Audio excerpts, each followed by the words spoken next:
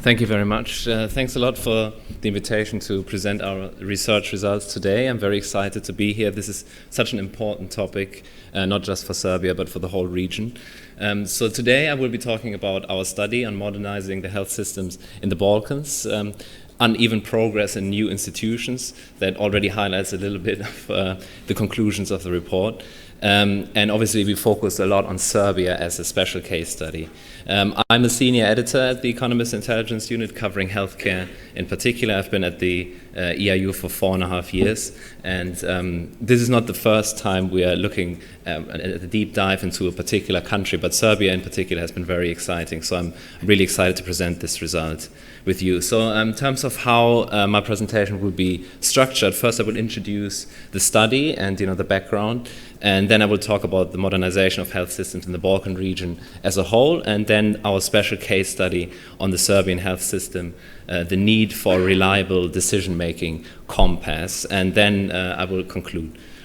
So in terms of this study, so it's a Balkan report. It's focusing on the whole region. It's about modernizing health systems in the Balkans, and it was commissioned by Novartis, but it was conducted editorially independent, and as you know, with the Economist Group, we are an independent research and media organization, so we retain editorial control. It's published by the Economist Intelligence Unit. It will be published next month, and at the end of this presentation, I will highlight where you can find the report.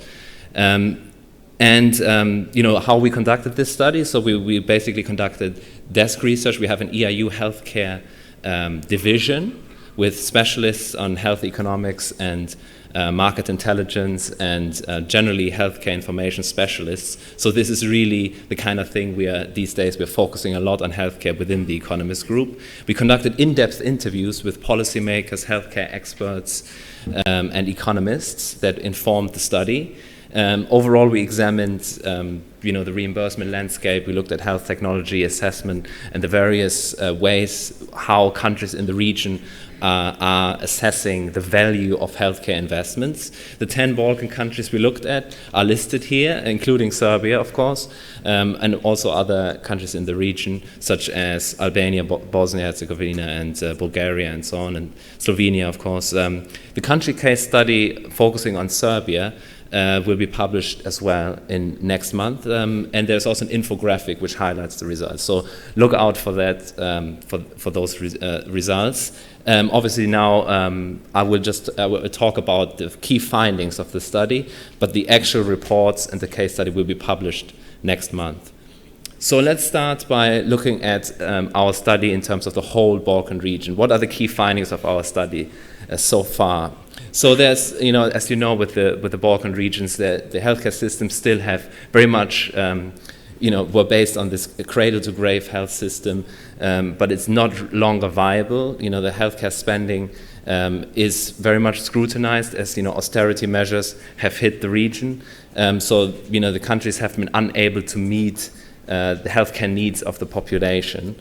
Many local health systems are excessively decentralized. After Yugoslavia broke apart, there were movements to decentralize the region, obviously, and the excessive sense of decentralization in the region has complicated the process of modernization of the healthcare system. Universal health insurance is very patchy within the region. Out-of-pocket payments are rising and are very high compared to, for example, Western Europe. Comprehensive and consistent systems for health technology assessment, so actually evaluating healthcare investments and cost effectiveness analyses and these kind of things of new drugs and new medical devices are non-existent in most parts of the region, or underdeveloped in countries such as Croatia and Slovenia. They are actually developing these kind of systems, but they are still underdeveloped. Austerity measures, as I mentioned, have reduced spending, particularly on pharmaceuticals. There's a lot of, looking for savings within the system across the region, especially in the area of drugs. The Balkan healthcare systems in general, they need to improve their system for negotiating prices. Our study really showed that many of the countries struggle to have a systematic approach for negotiating prices for medical devices and medicines. So those are the key findings of the main report, but given that we are here in Belgrade, let's focus on Serbia, the need for a reliable decision-making compass. That's the subtitle, and it really sums up the key finding of the case study. So what did we conclude in terms of what happens in Serbia and what is happening in Serbia? So Serbia is really represents, to some extent, is symbolic of the whole region.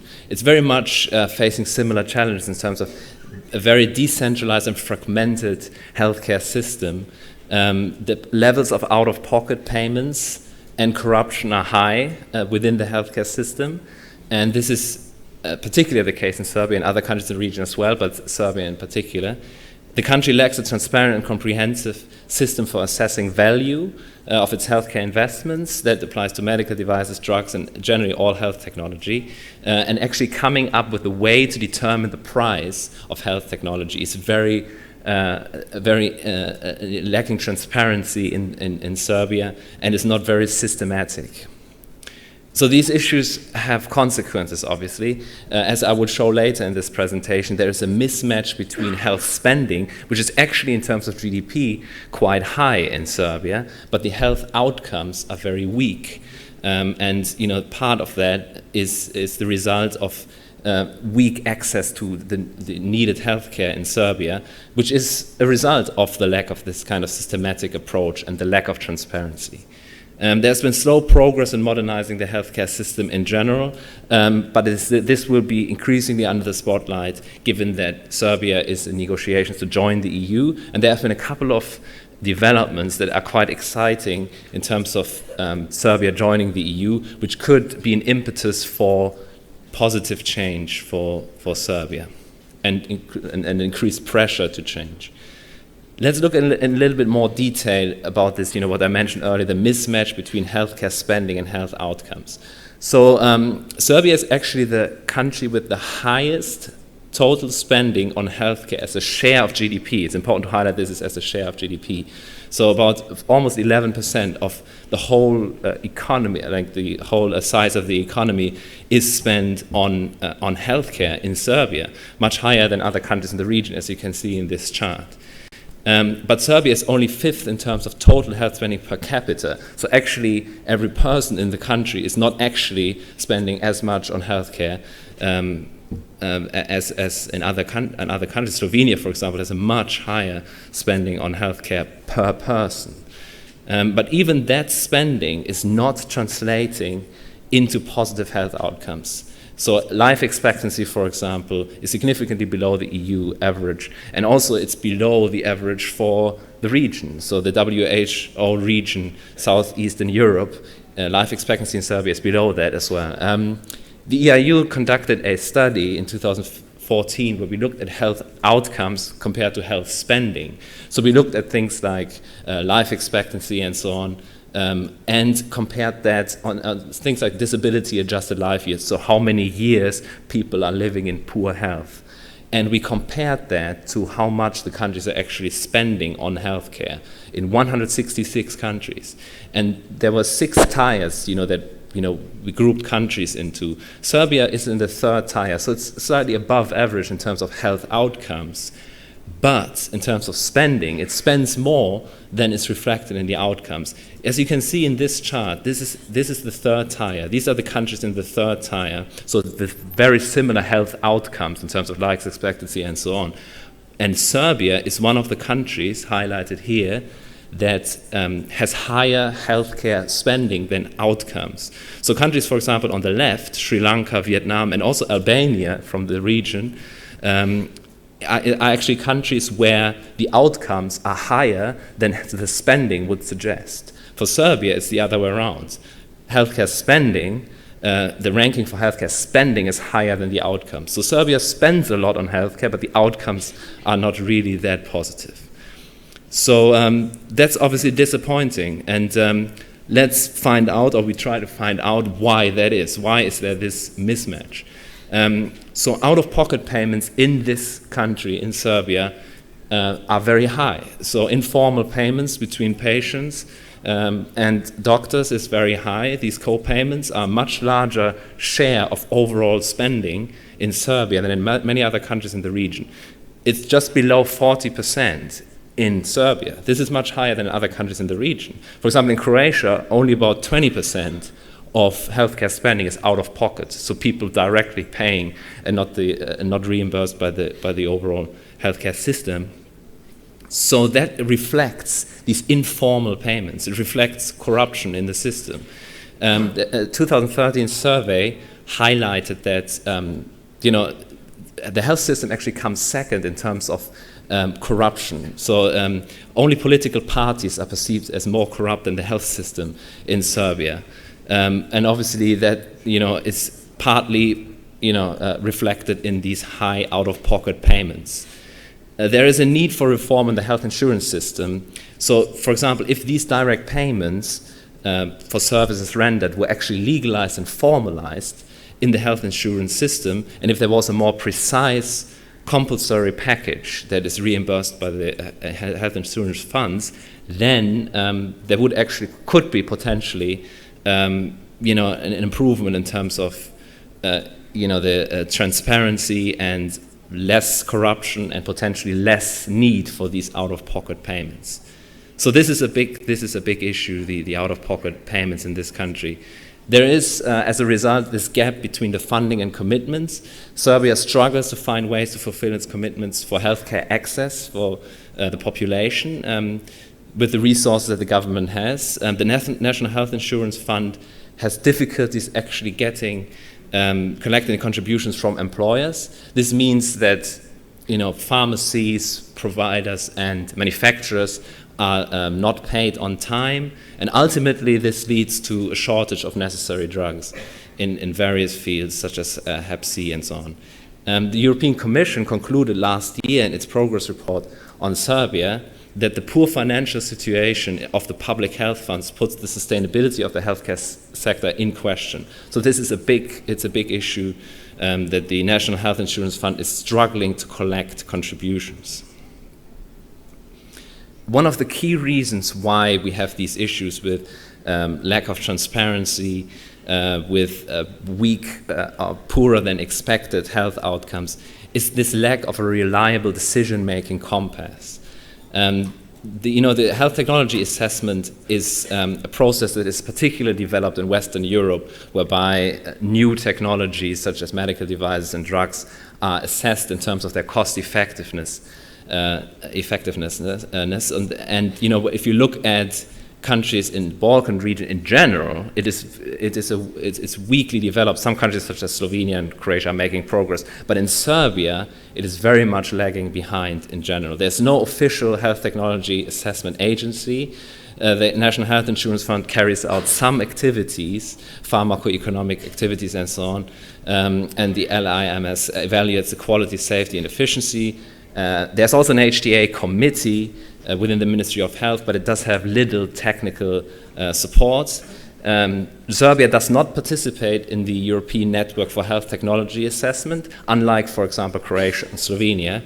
There's a reference pricing system, which means that the maximum prices are based on the lowest prices in 3 reference countries, Slovenia, Croatia, and Italy. There are also price volume agreements between manufacturers and wholesalers, and from last month, negotiations have started on formalizing the introduction of managed entry agreements between the pharma sector and the government. But obviously, without a reliable compass on decision making, without having a proper reimbursement structure in place that is transparent, these developments, and as we will hear later on in other presentations, might be undermined. If there is no transparency, if there is a weak decision-making process, then pricing is very difficult and it's very difficult to assess the value of new health technology in this country.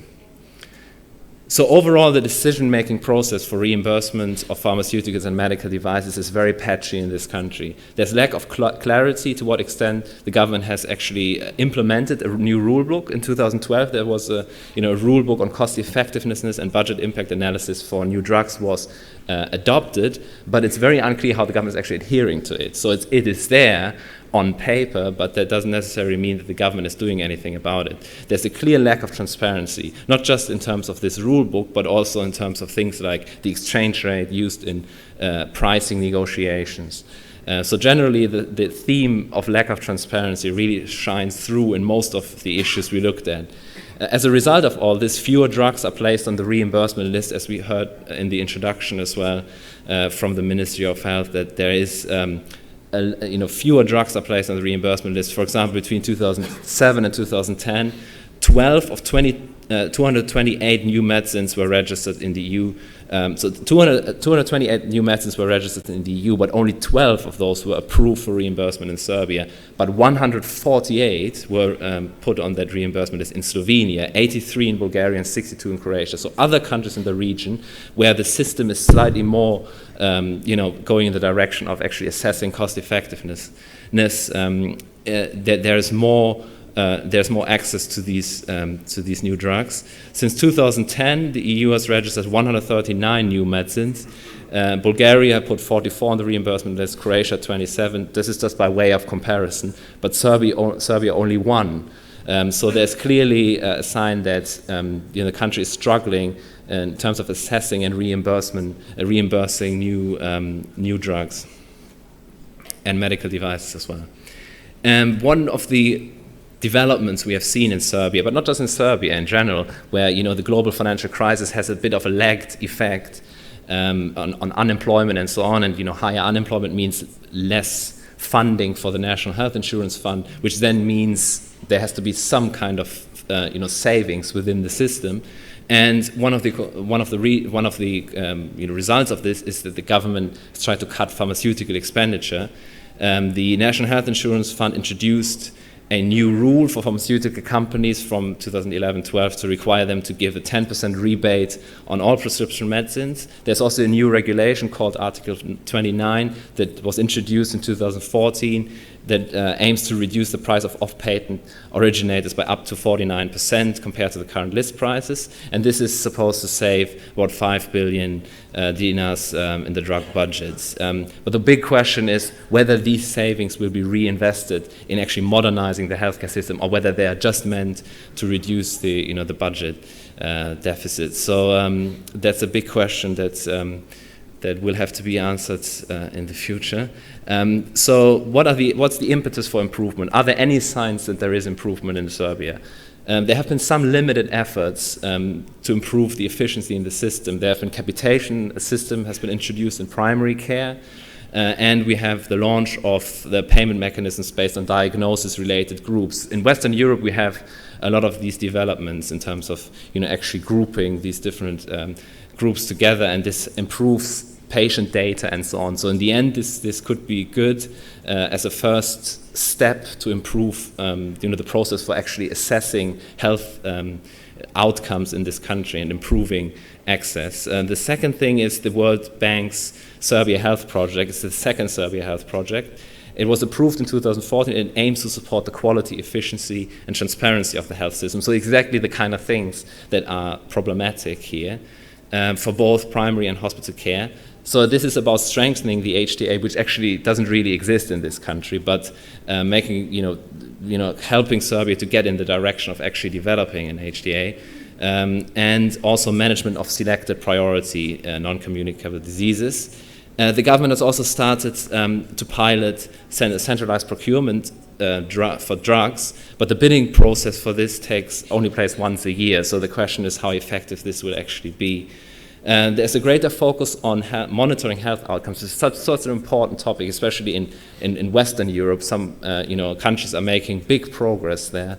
Portugal, for example, to actually collect patient data, which then helps to assess whether therapies are successful, and this then informs the cost effectiveness decisions that the system makes. And there's some more focus here in this country on actually monitoring these health outcomes.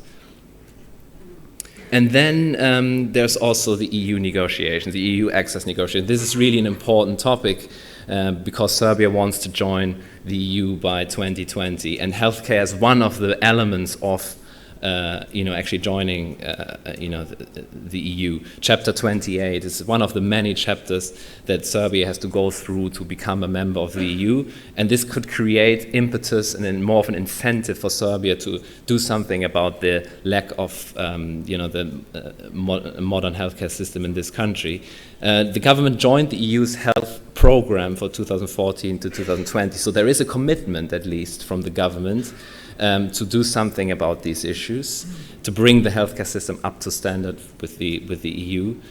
But the European Commission is still very skeptical. There have been, like last year in the latest progress report, there will be another one in October, I think, this year.